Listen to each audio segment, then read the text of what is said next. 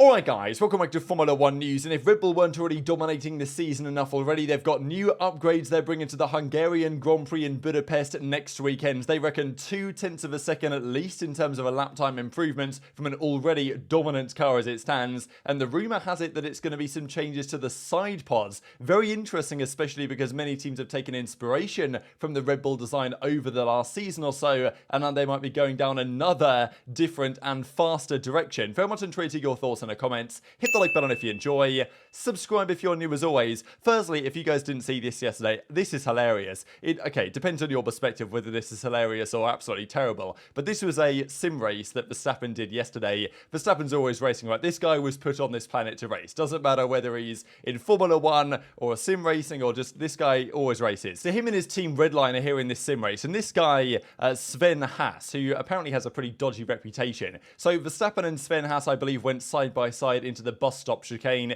They're driving a course around Spa, and there's some bug in the game where you kind of, if you've ever played racing games, you'll know that magnet wheels is kind of a thing where you kind of get locked onto another car, and I think it was a netcode bug. Verstappen forced the guy off the track. He wasn't happy about it, and he sends it into the source and takes out all three of Verstappen's team's cars. All the red line guys spin around. They're not happy about it, and Verstappen drops down the order. His team's race is ruined. So he decides to take matters into his own hands, and Sven Haas obviously was getting retaliation on what he perceived to be an infringement by Verstappen, and now Verstappen decided to go one step further. So here we go, up Radion, and Verstappen's heading down the straight. I'll just fast forward a little while, and you guys can see here the racing is continuing up front, and this is Verstappen's car here that goes straight on in leclerc, and this is honestly masterfully done by Verstappen, because he cuts all the corners, doesn't disrupt any of the other racing, gets right behind his rival, catches up the perfect amount of time,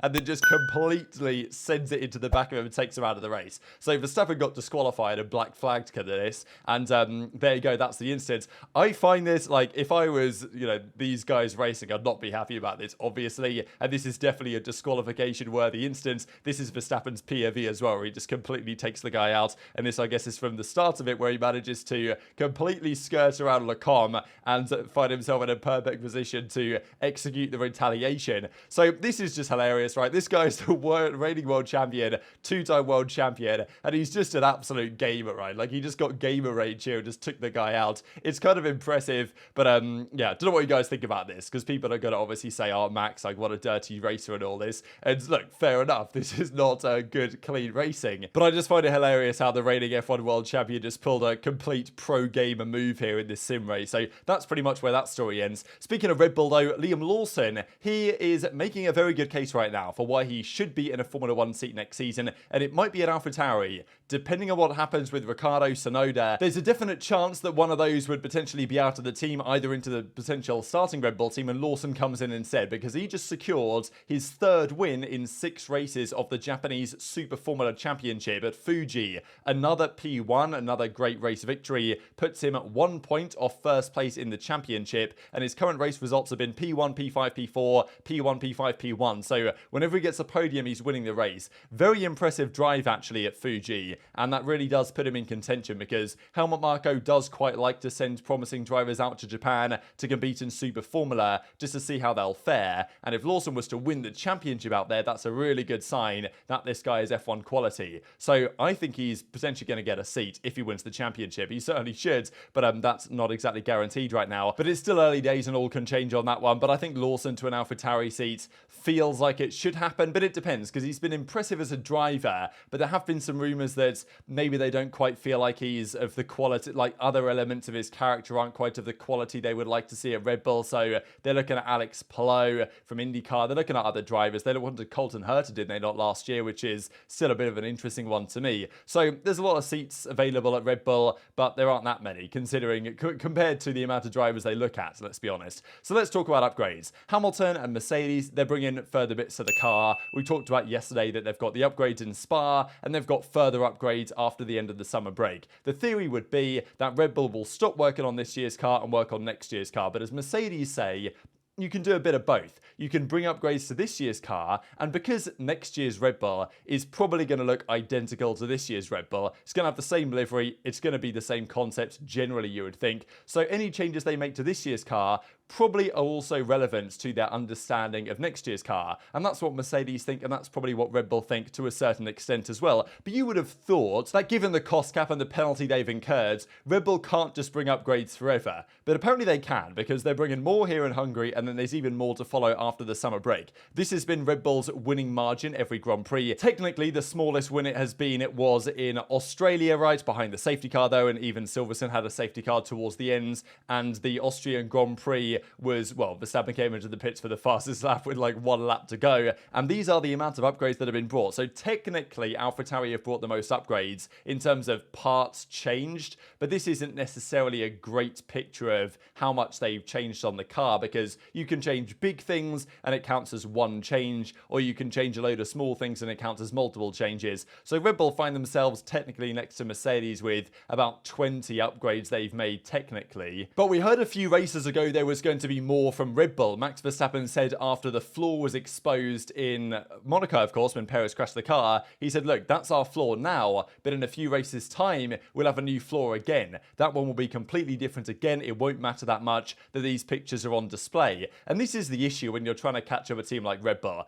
They have their car concept, which is great as it is. Other teams will take inspiration, have taken inspiration, and will continue to. And then Red Bull say, you know what, that idea actually wasn't the best. We think this is the better version. This is the new floor. This is the new side pod design. And that's actually even faster than what you guys have been copying. And this is why, you know, you might be able to catch up to this Red Bull concept, but by the end of the season, Red Bull might have taken some significantly further steps ahead. That's the benefit you have when you're the dominant team and the dominant car. So the changes they're bringing to Hungary are expected to make the car 2/10 faster again. And look, at the start of the season, these 0.3 of a second upgrades are always talked about as being likely and doable and plausible. I mean, we've seen it in previous races by especially McLaren have made massive steps recently. But when your car is that good, you'd think that gaining another 0.2, another 0.3, another half a second is borderline impossible with respect to the ceiling of the concept, but Red Bull seem to believe that it is the case. But these are going to be visible changes, so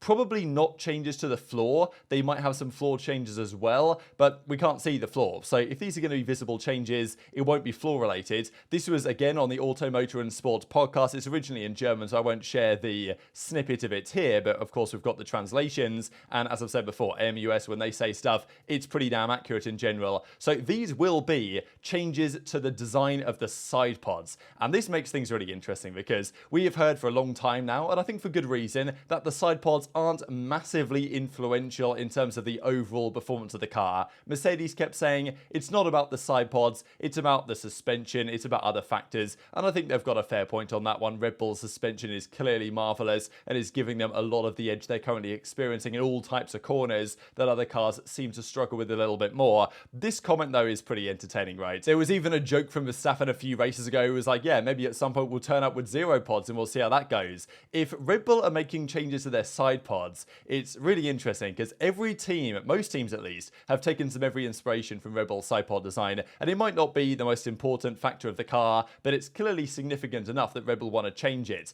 This, for example, was the Green Bull that arrived last season. You guys probably remember. This is the AMR 22, and this on the bottom is the AMR 22B that they brought a few races in with this very distinct side pod, kind of like 2 elements design, which was clearly inspired. Well, it's basically the same as the Red Bull, and they say, oh, it wasn't inspired, we thought about this before the season. Okay, whatever. They got away with it. They looked into the details. There was nothing crazy, but still, this was the precursor to this year's AMR 23 with the big water slide and very much a Red Bull inspired undercut concept that was not necessarily there at the start of last season. So now Red Bull are saying, actually, that is not necessarily the fastest. We've got an even faster version that they are working on right now. And they also say in that video that Red Bull will continue to bring upgrades after the summer break. So they're not slowing down at all. And the theory that, oh yeah, Red Bull will stop developing now, so at least we get some different race winners at the end of the season, might not be the case. Maybe they're like, you know what, we want to win every race. We don't care. Like, we could put more focus on to next year, but we want to have a dominant season this year, win every single race. And next year we're going to be dominant anyway, maybe they think. So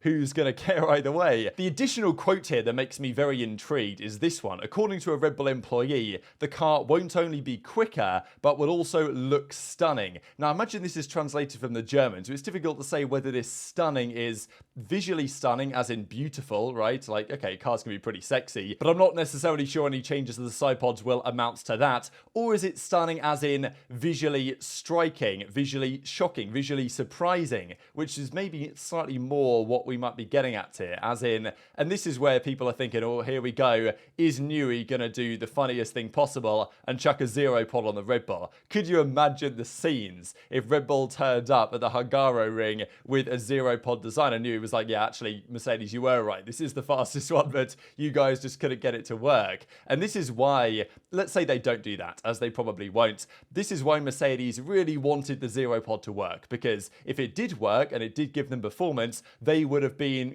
they would have had the best concept there. And every other team, including Mercedes, is now playing catch up to this design that obviously Red Bull are using to good effect, but they think they can do even better than this. But if it's going to be visually stunning, how different is it going to be? So definitely it makes me curious as to what we're going to see. I don't think Newey's going to be chucking a 0 pod on the Red Bull. It would change, one change there changes the entire airflow around the car. But still, maybe just to prove a point, they'll give it a go. So intrigued to your perspective on that in the comments below.